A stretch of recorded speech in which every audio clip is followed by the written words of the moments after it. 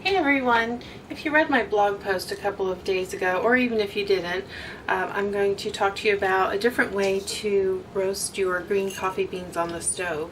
I tried the iron skillet method first and I did not love it. The beans did not stay contained in the pan from the constant agitation, and I didn't feel like I was getting an even cook on the beans or even roast on the beans. So I wanted to try the very heavy stainless Dutch oven. This is, I believe it's a Calphalon. I've had it for a few years and I wanted to work with something that I already have. It's not a financial issue, it's just I don't want one more thing to have to find a place to put it because I have a lot of cooking equipment. I was a professional cook for many years, a private cook, so I was in people's homes. I bought a lot of great equipment to use when I needed to if the home didn't have it. So I want to make what I have work unless I can't get it to work. So I did try this method later the same day that I did the skillet. And I like this. It gives more aeration. I didn't lose any beans because of the depth, and I'm going to demonstrate how I do it. So I have my notes from last time. What I really am hoping to accomplish today is to get to a dark roast. I only got to medium roast. I'm afraid of my beans catching fire. I don't like the medium roast. I really like to taste roast. I don't care as much about, floral notes, acidity, all of that. I like a dark roast. I'm a Starbucks kind of woman. I want to roast at home because the beans in the market that I buy are very inconsistent with freshness, and it's just so disappointing when you love coffee so much and you're not getting a good cup when you're spending good money on beans. So my pan's heating up and I'm going to show you a couple of things that I really did like about roasting this way, other than just containing it and the airflow and all that. I use this and this for my cooling. I don't use two metal strainers. I have two, but this I like because the holes really let the chaff out in my sink. I'm in a condo and I can't go outside and shake my beans everywhere. I could, but my neighbors, no, I'm not going to. This worked great. It just went right in my sink. Using the whisk really broke up the chaff to a really fine papery kind of mist, and then going back and forth through this in the sink worked just great. I have my notes from last time. I have my timer over here, which I don't think you'll be able to see where I have my camera mounted.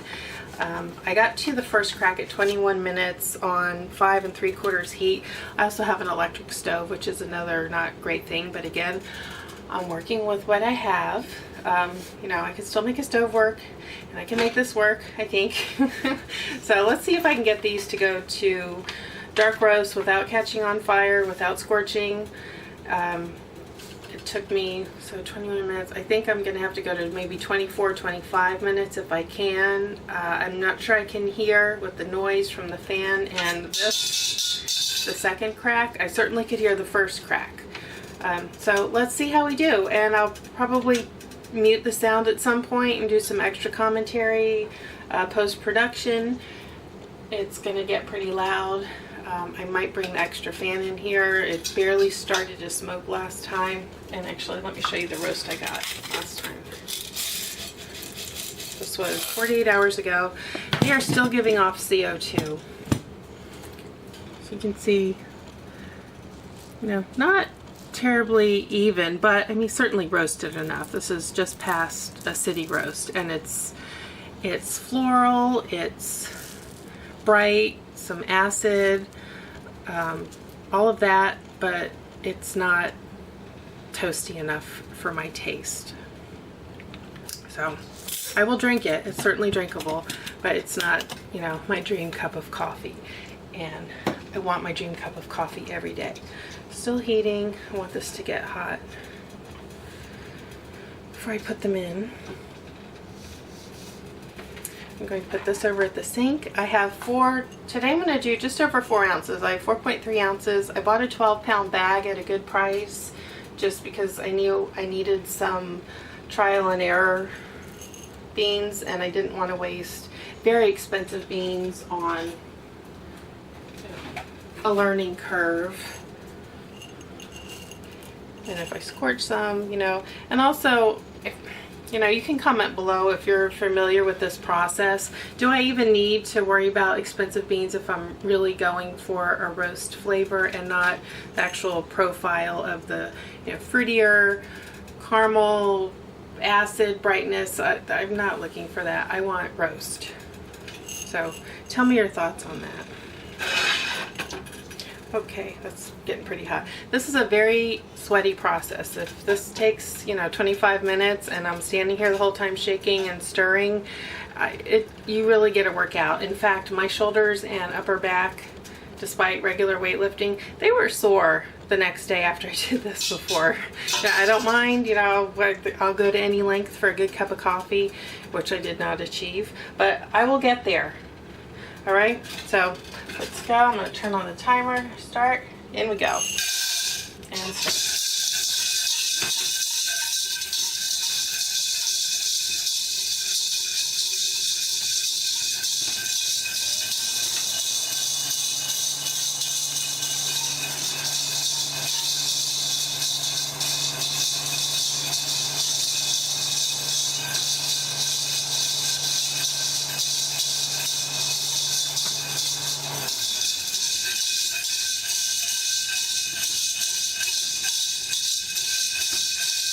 Bit of color already.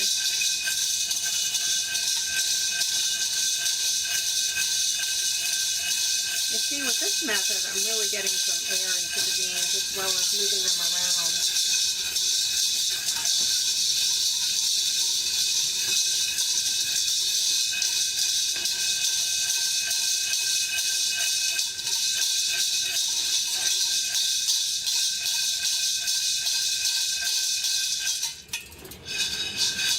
I can take the pan if my wrist gets tired. It really didn't, but it's another way to move them around, keep them going. Not a whole lot happening yet. There's a little bit of color going, slightly tanned, getting pale, leaving that green behind, going into the yellow, tan, bone color. A little bit of a toasty smell. Oh, there's a lie. Look, I lost one already. But when these beans get hot, you know, if they start entering into 420 degrees to crack, you can't pick them up and rescue them from a more shallow pan. And you end up losing them all over your floor.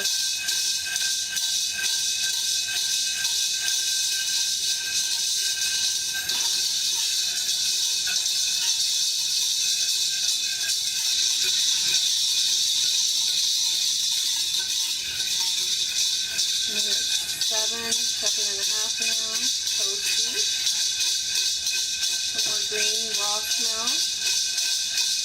Trying to hold off that first crack.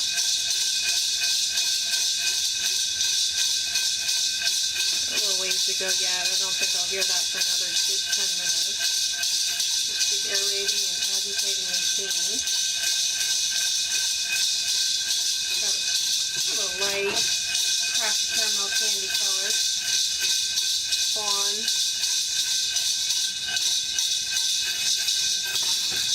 Smelling like hay, toasted hay now. So don't all our pretty people know what that smells like. I've been to a farm or two in my life. We're at minute 8, about 8.5. I have not put the fan on yet. This won't start smoking until around the crack. Letting off the water. I'm still drying it out right now. That smoky steam is not happening. Also, I'm not at a high heat. I'm still at 5 3/4. Although, who knows how precise these electric stoves are.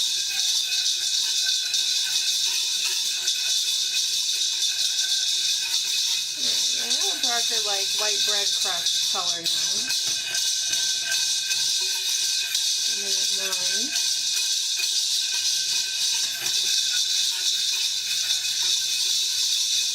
Relatively even, considering what a uneven process this is.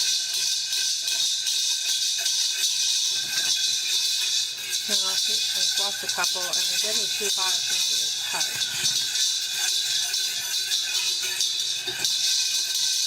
So when I used the skillet with only about 2-inch side, I lost about half an ounce of 3-ounce juice.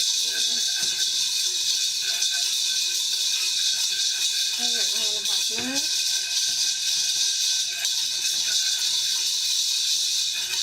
I'll double check my notes from before.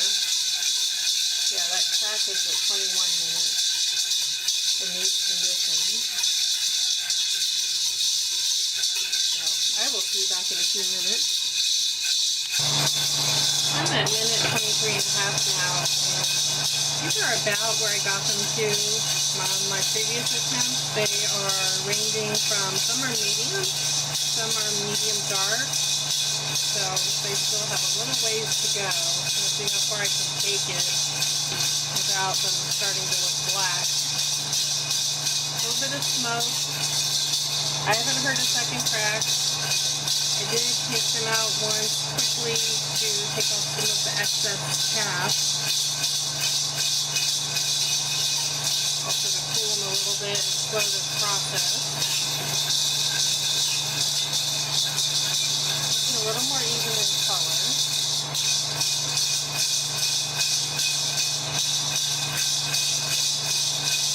And I feel that slightly, I call it sour, but it's probably acidic smell. And I taste that in the coffee when I drink it. And I taste that in other medium blends, and I really don't like it. So I'm not going to stop anywhere near this again. I'd rather go too far than make another batch of something I don't like, just so that I can learn from this. As long as I still see some white in that center of the bean, I'm going to keep going. Keep aerating them. And I'm tilting this pot, not just for you to see, but just to help me move them better and get more air in there.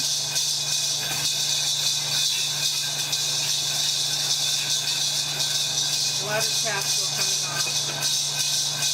Got a lot off when I did that first round in the colander. They have plenty of the ways to go at that point. Still do at that point.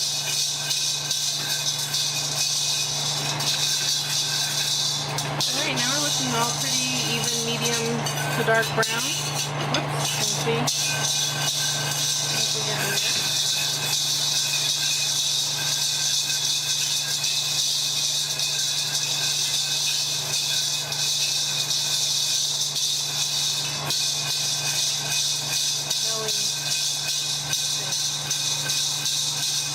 Toasty now. Barely any of that acid sour smell. I don't enjoy the aromas of the roasting process because despite what you may think if you haven't done this before, it doesn't smell like coffee when you do this.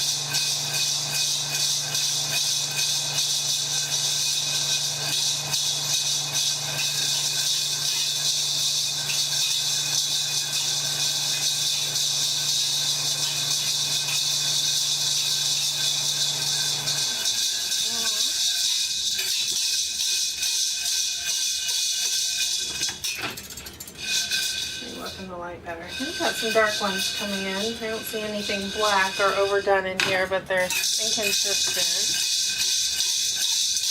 Medium to deep, but not what I would call dark.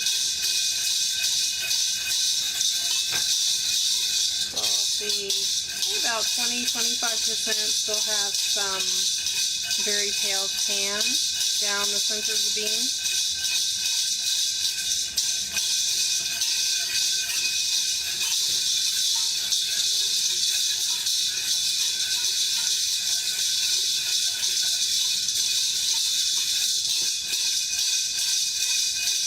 I'm going to do another chaf dump.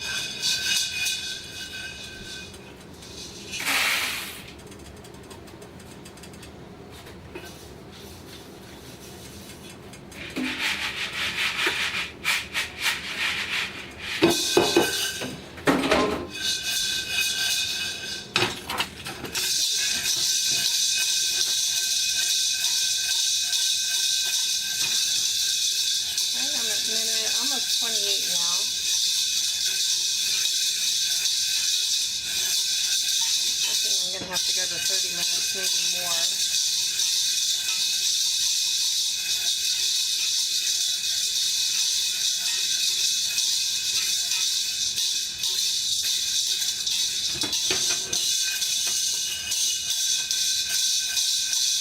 So the color's getting a little more consistent, medium deep.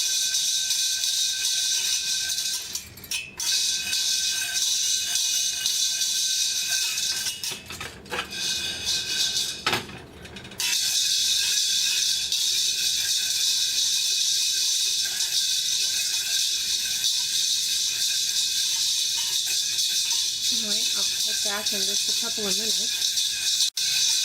Alright, I'm at 35 minutes now. I'm starting to hear a second crack. A little bit deeper color. Getting light here. Yeah, I see many more deep brown beans compared to my first post, which were medium. I'm going to go check them in the little chaf catcher.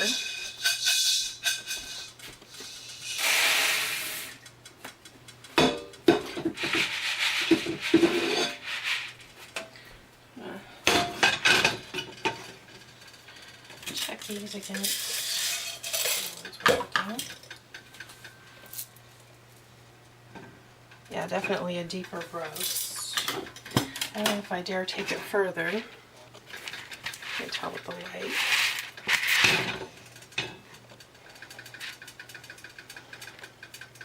Yeah, they just smell like toast now. I think I'm going to stop these here. Might be medium dark. Yeah, so let's go over to the sink.